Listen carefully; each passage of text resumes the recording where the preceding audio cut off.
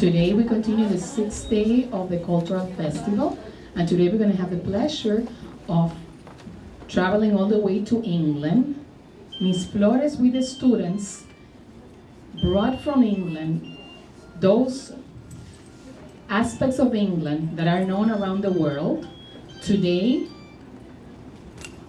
some of them are known in the last 10 years, some of them are known before that, in the movies, art, and literature. Let's give them a big round of applause to the students and a big round of applause to the teacher. They have been working very hard. Hello and welcome to another episode of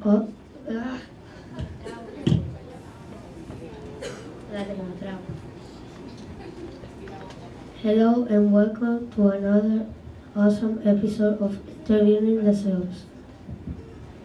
Welcome, Queen Elizabeth.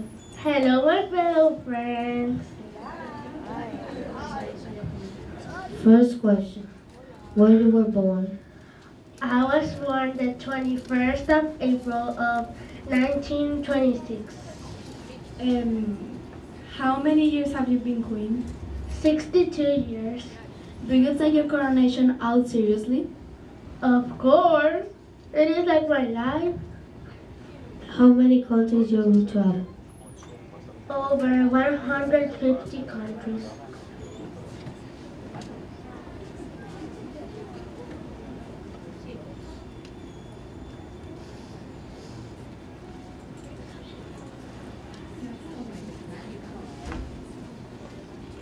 How many important things have you done?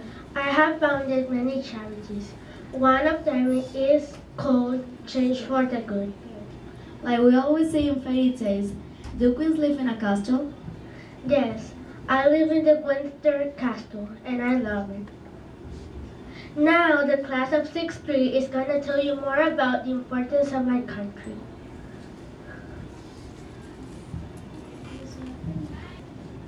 We are the group of the Monarchy of England. The members are Rosalinda Reyes, Anja Muñoz, and Sebastián Holguín, and me, Isabela del Castillo.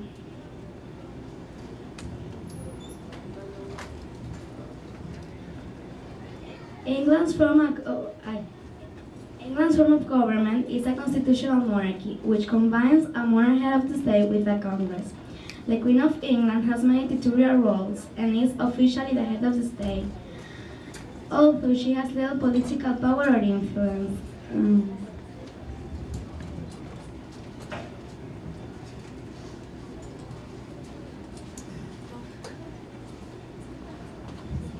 The history of the government of England. The history of local government in England is one of the challenge of evolution. Since the Middle Ages, England has never dominated a formal written constitution with the result that modern animation and the utility symbol in the battle on laws and is derived from amateur power related to older systems such as that of the shares.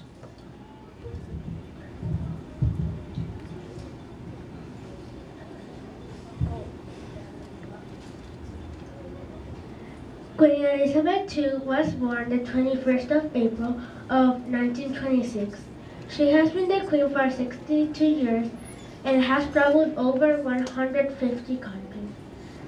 She has made a lot of charities. One of them is called Change for the Good. She lives in the Windsor Castle and takes her coronation oath seriously. There has not been a government in England since 1707, when the Kingdom of England stopped to exist as a sovereign state. In 1707, the Kingdom of England and Wales formed a legal system. Thank you.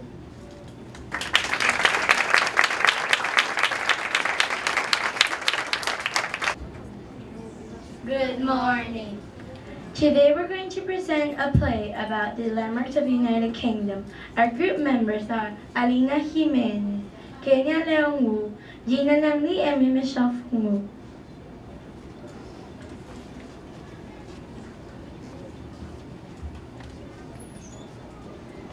Welcome to United Kingdom Tour Bus. I'm your tourist guide. Please come with me. Come here, come here, come here, come here.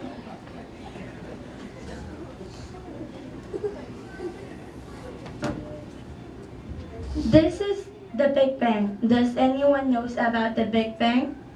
Yes, I know about the Big Ben. The Big Ben is the nickname for the great bell of the clock at the north end of the Palace of Westminster in London. The clock inside the tower was the world's largest when it was installed in the middle of the 19th century. The tower is now officially called the Elizabeth Tower. The tower was founded on a 50 feet square raft made of 10 feet thick concrete at depth of 13 feet below ground level. The tower it is still not destroyed after the World War II. Oh, you know a lot about the Big Bang. Very great.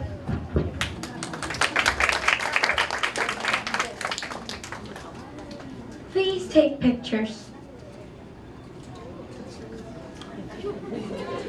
This is the London Bridge. Does anyone knows about the London Bridge? Oh, it's okay, I can tell you. The London Bridge refers to several historical bridges that span the River Thames between the City of London and Southwark in central London. Its current crossing was opened to traffic in 1973. This replaced a 19th century stone arch bridge, which in turn superseded a 600-year-old medieval structure, the first built by the Roman founders of London. The current bridge stands at the western end of the River of London, but its position is 98 feet upstream from previous alignments. The modern bridge is owned and maintained by Bridge House Estate, an independent charity overseen by the City of London Corporation. It is a very beautiful place. Please take pictures. This is the Stonehenge. Does anyone knows about the Stonehenge? Yes, I know that the Stonehenge is a prehistoric mystical circle of upright stone in Wiltshire, England. The building of Stonehenge started about 5,000 years ago with the creation of an earthen enclosure.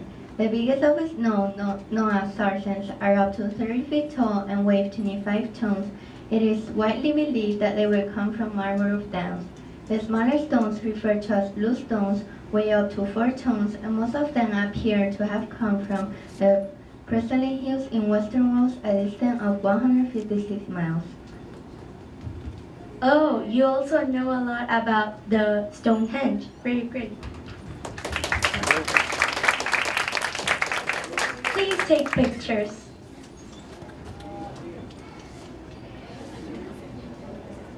These are the buses in London. It is very different from other countries' buses. Does anyone wants to share about the buses in London? Yes, I want. The London bus is one of the principal icons. The archetype of Red Road and Trust Road Manor has been largely phased out of service with only 2 carriages and still using the vehicles. The majority of the buses are red and therefore the buses in London is the symbol of the city. Oh, very good.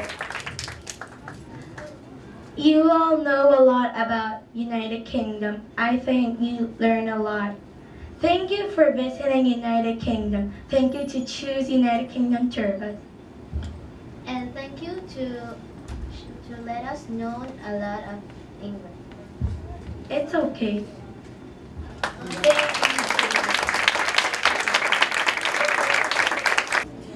Good morning. We are the group number 3 and our members are Andrea, Daniela, and William, and me, Sebastian. And we are gonna talk about William Shakespeare. Now I leave you with my friend Daniela, who is gonna talk about William Shakespeare. William Shakespeare was born on April 26 of 1564 in Stamford and died in April 23 in 1616 in Stamford. He was an English poet, playwright, and actor. He was the greatest writer in the English language and the greatest dramatist. He made 38 plays, 154 sonnets, 2 long narrative paragraphs, and he made a few verses. In his plays, he changed the major English language. He married with Anna Hathaway, who with him had 3 children, Susanna, Hamlet, and Judith, but his son Hamlet died.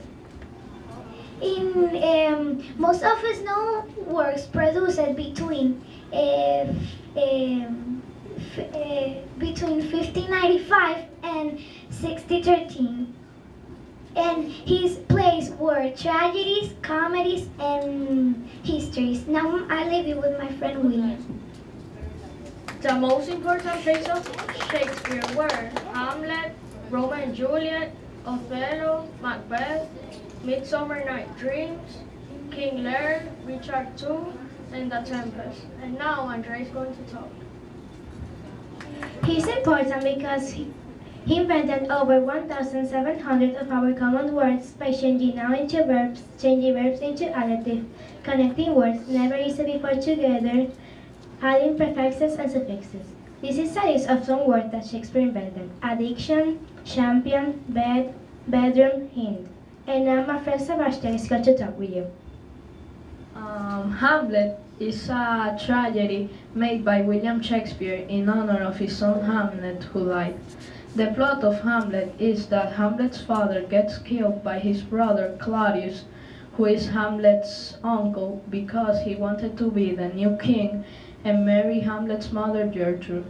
The main characters are Hamlet, Laertes, Ophelia, Polonius, Claudius, the ghost of Hamlet's father, and Polonius. Now we are gonna do a puppet show about Hamlet.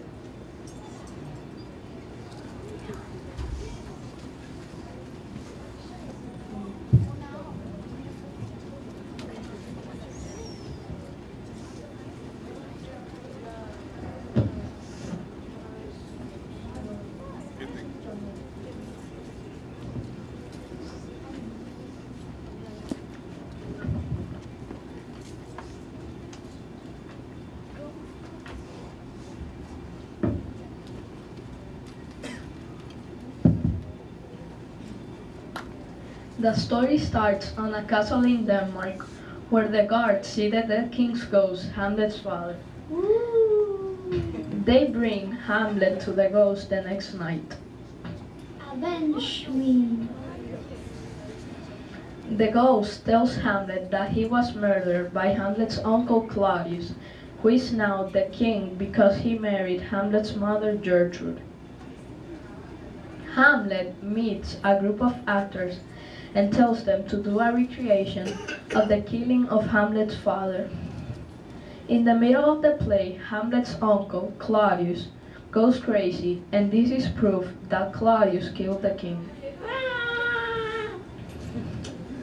Later, Hamlet is talking with his mother. Polonius, who is the father of his girlfriend, Ophelia, is behind the curtain. Hamlet thinks it's Claudius and stops the curtain and kills Polonius. Ophelia goes crazy and drowns in a river. Ophelia's brother, Laertes, is mad at Hamlet, so he challenges him to a sword fight. King Claudius gets on it too, and he poisons Hamlet's wine. Just to make sure Hamlet dies, Laertes put poison on the tip of his sword.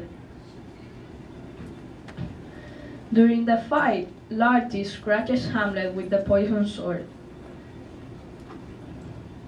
Hamlet picks up the poisoned sword and stabs Laertes.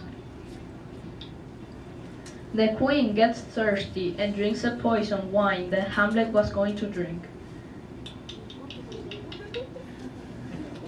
Hamlet gets up and stabs the new king.